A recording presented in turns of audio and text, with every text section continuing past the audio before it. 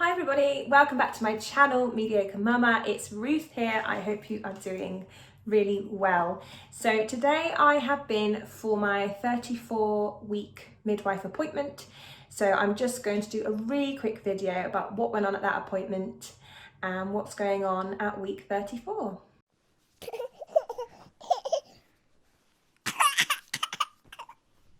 So it's been a bit of a strange one for me, this pregnancy, because last time my pregnancy care was with a company called 1-to-1 that were NHS funded, and their funding got cut, so they don't operate anymore.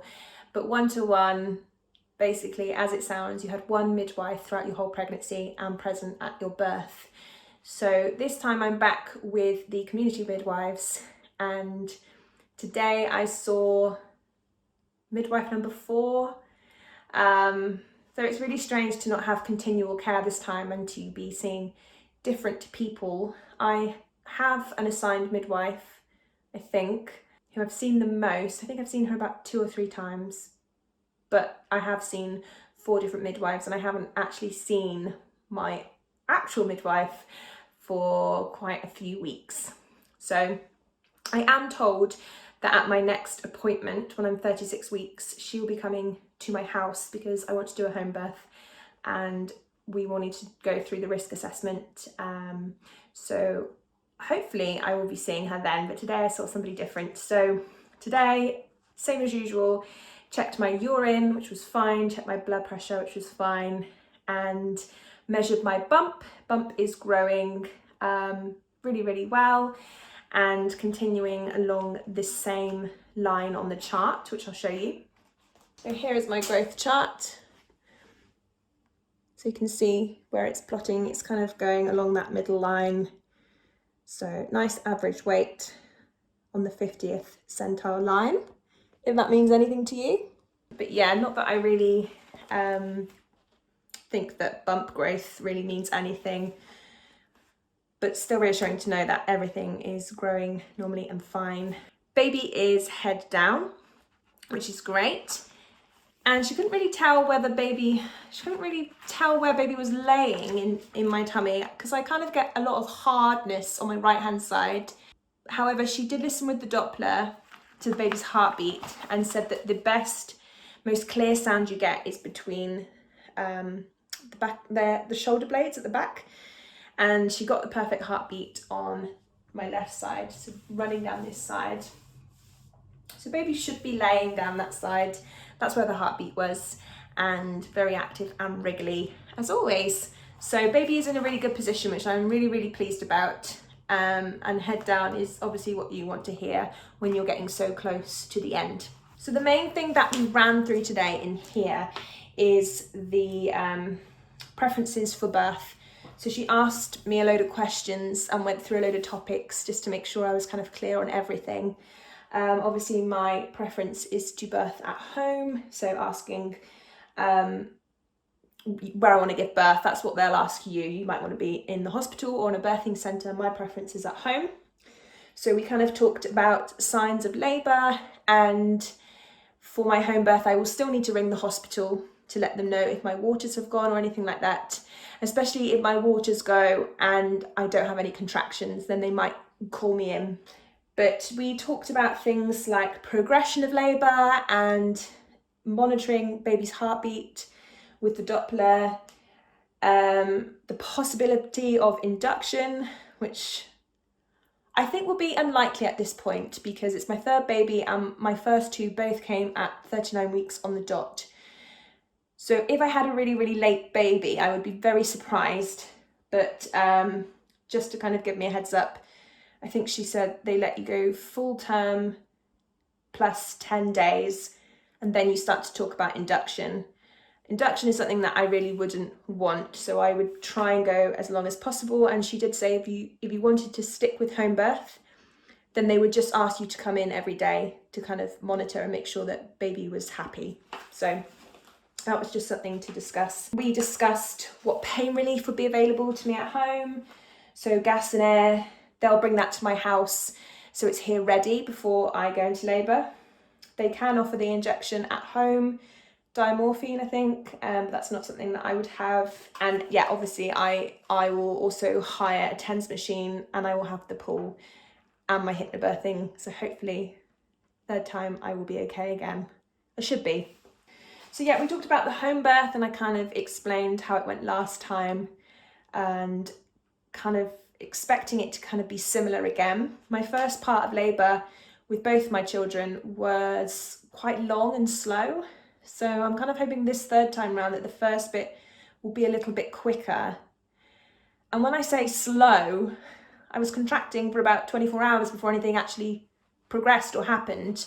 So I really don't want that first bit to be that long again. The birth itself, the second time round after my waters went, was only a couple of hours. So I'm hoping for something similar, something nice and quick. And she did say that the third one can be a bit quicker, but obviously we don't know. We just have to go with the flow and see what happens.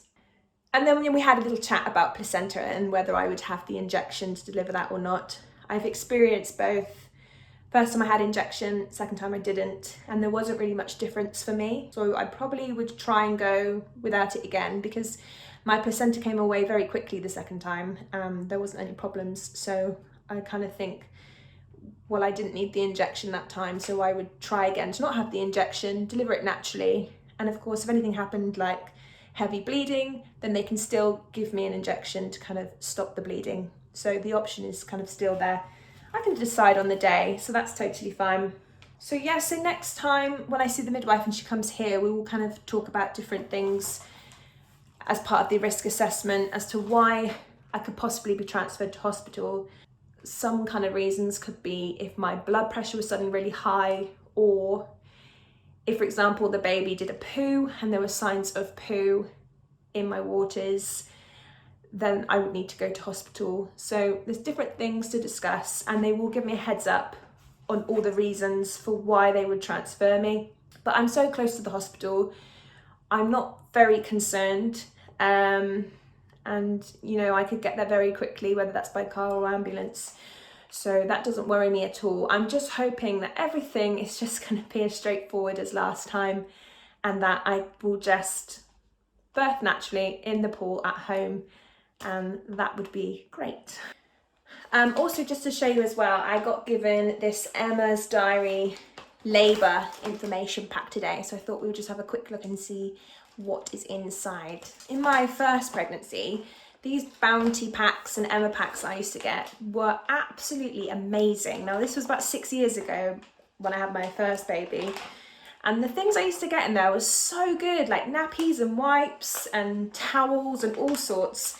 And the packs seem to have shrunk since then, and you don't get as much as you used to at all. But in this one, so we have got a little toothpaste, which isn't very useful straight away, but you might want to keep that and try that.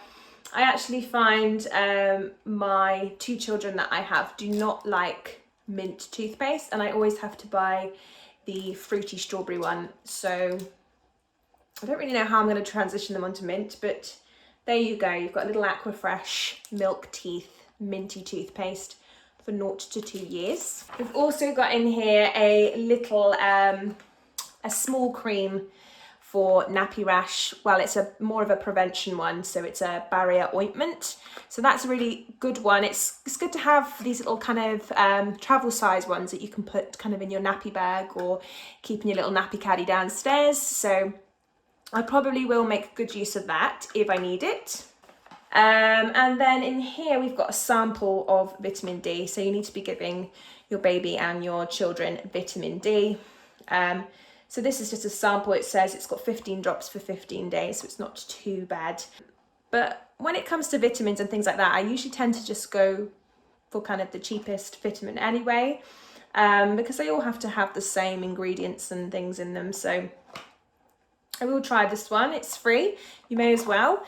But generally I just go for kind of whatever drops are the cheapest.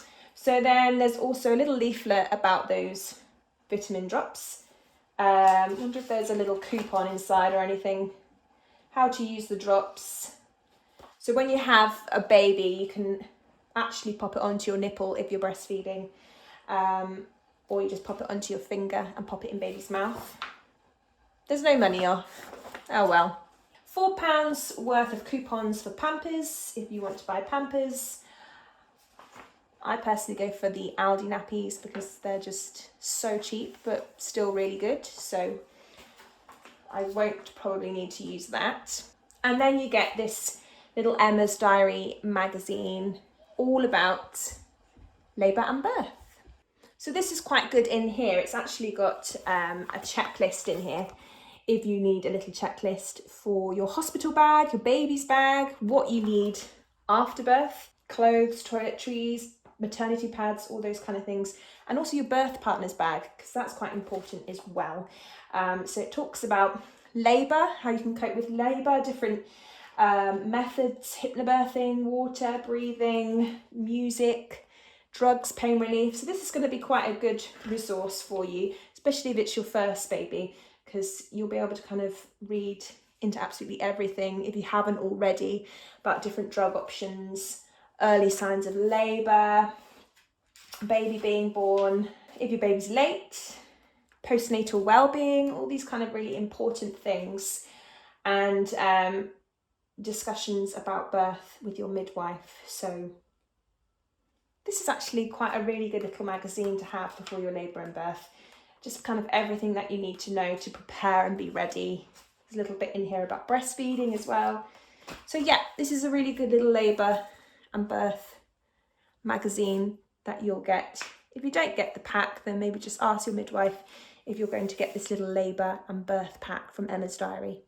So obviously I'm 34 weeks now. I'm starting to prepare a little bit for what I need, trying to gather things for my hospital bag and my home birth. So I will do a video on my hospital bag and my home birth. Even though I'm birthing at home, I still pack a bag just in case, and also to keep everything in one place. But if I did need to be transferred, then my bag is packed. So I will do a video about that, and also the equipment that I need for a home birth, which really isn't much at all. And this week I have hired my TENS machine. So the last 2 times I've hired one as well. I just exceed the point in purchasing one. They're very expensive, and you know, if you didn't like it, then you're kind of stuck with it, and you either have to just sell it on, or you know, it's just a waste of money in my opinion. So I've hired one for £18, and you get it for 6 weeks, and then it's free to post it back, and it comes with new pads. So that will be delivered, they did say, around about the 36-week mark. You know, so in case you go into labour early, then you've got it here, and then you have it for a 6-week period, I guess, to kind of cover, you know, if you're late as well, and also to give you time to post it back. So I've ordered the TENS machine. I've also ordered my home birth kit. So I am borrowing a pool off someone. I'm actually borrowing a pool off my midwife from my last birth. She's not a midwife anymore, sadly. She's incredible, but she has got a pool that I can use. So I'm going to borrow that. And so all I needed to buy was a new liner for the pool, a nice new hose, because you have to have a nice clean one each time. That also comes with a tap connector, so I can connect the tap to the hose to fill up the pool. And it also comes with a sieve for fishing things out. And it also comes with a little temperature thing that you put in the water, so that we can make sure that the water maintains the correct temperature for giving birth in the pool. So that's really about it for my 34-week update. I shall update you now kind of week by week as we get closer with what I'm up to and how pregnancy is progressing. And then the next midwife appointment, which will be in 2 weeks' time, will be at my house.